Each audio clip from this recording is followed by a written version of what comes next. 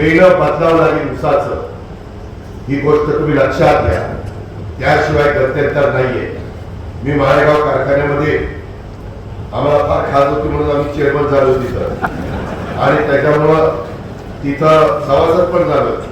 आता पुढच्या वर्षी येणार आहे सोमेश्वरला सभासद आणि चेअरमन पण होणार. रेकॉर्डच करतो सगळ्या कारखान्यासाठी गमतीचा भाग जाऊ द्या, त्याच्यामध्ये येत नाही. नाहीतर ज्याला चेअरमन व्हायचं त्याला झोप यायची नाही.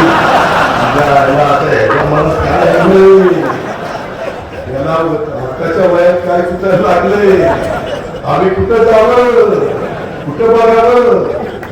कधी आमच्या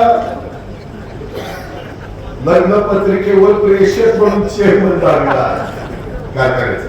मित्रांनो, गमतीचा भाग जाऊ द्या, परंतु तिथं आम्ही अतिशय चांगल्या पद्धतीनं हा ऊस लागवडीचा कार्यक्रम राबवतो.